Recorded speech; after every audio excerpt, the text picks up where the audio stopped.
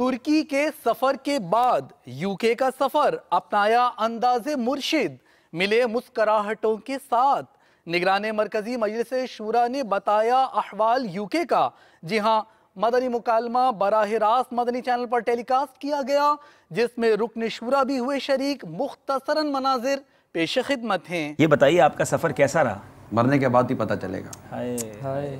मदनी फूल इसलिए लेना चाह रहा हूँ कि मुबल्लिगीन दावत इस्लामी भी उम्मीदें देख रहे होंगे, ऐसे लोग भी देख रहे होंगे कि जिनसे लोग मिलना चाहते हैं, मिलने आते हैं, तो मिलते वक्त ये इतनी मुस्कुराहट, इतना वालेहानापन। आपके इल्म में होगा जी अब्दुल हबीब भाई के उमूमन सफ़र में मैं हत्तल इम्कान अमीर सुन्नत से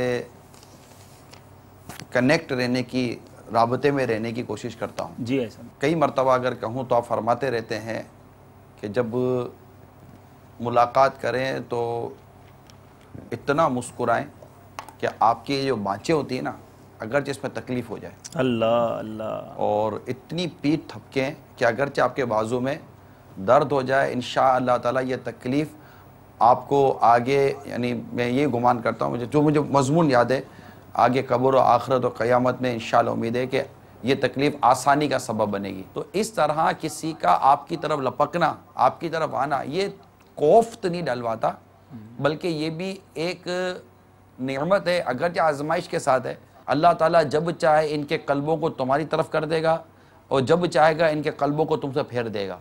कई चीज़ें ऐसी हैं जो अमीर सुन्नत के मुख्तलिफ सफ़र में देखने का मौका मिला है। आप एक बात इरशाद फरमा दे अब्दुल हबीब भाई, अमीर सुन्नत फरमाते हैं कि मुझे लोगों के दिलों में दाखिल होने का जो रास्ता मिला मैंने ले लिया। मैं बस लोगों के दिलों में दाखिल होता गया माशाअल्लाह, और इनकी दिलजोई के हवाले से ये सारी तरकीबें रहीं।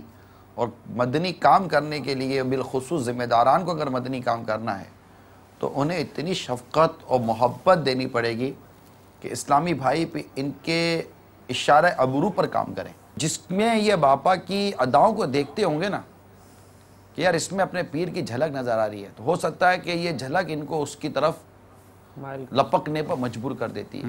कई इस्लाम ऐसा आपको गले लगकर मैं जब करीब होता था, देखता था, वो आके ही कहते थे आपको कि, बल्कि रोते भी थे कि मैं बदलना चाहता हूँ, मुझे निकाल लीजिए, मुझे बचा लीजिए। क्या अंदाज होता था? ऐसा कह सकते हैं कि इस सफ़र में जी, शायद अब तक के जितने सफ़र थे जी, इनमें ये एक ऐसा सफ़र था कि जिसमें वो तबका जिसको हम उमूमन कहते हैं कि यार ये पोनियाँ बांधते हैं, ये बालियाँ पहनते हैं, ये ऐसे हैं, ये ऐसे ऐसे, मगर ये बात मैं ज़रूर कहूँगा कि इन इज्तिमात में इस तरह की एक तादाद भी आई और इनको मैंने इंतहाई रिक्कत के साथ रोते हुए देखा।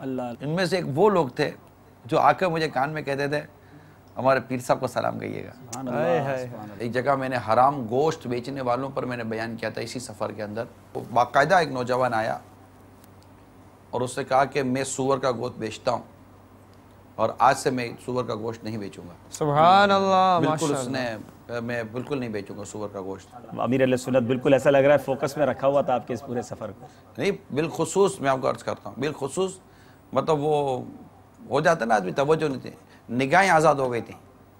फिर निगाहों के कुफने मदीना पर फिर अमीर सुन्नत की मुझे मेल आई थी। क्या हिंद जाएंगे तो वहाँ से भी इस्लाम पे लेकर आएंगे बाबुल मदीना?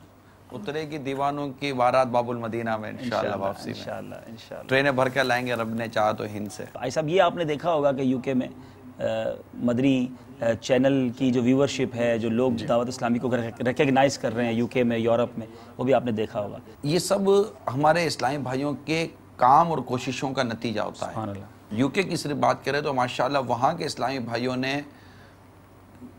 काम किया है और काम कर रहे हैं मदनी काम। आपने इस पूरे सफ़र में ऐसा मौत के हवाले से भी बहुत ज़्यादा इन्फसाइज़ किया, इस टॉपिक को पकड़े रखा था, तो इसकी कोई ख़ास वजह थी इस सफ़र में? अमीर सुन्नत की ख़ास ताक़ीद भी इसमें कार फरमा थी। हकीकत ये है कि हमारे यहाँ जो ख़राबियाँ हैं इनकी बुनियादी वजूहात में से एक तो खौफ खुदा का क़ल्ब से दूर होना, दूसरा मौत को भूल जाना।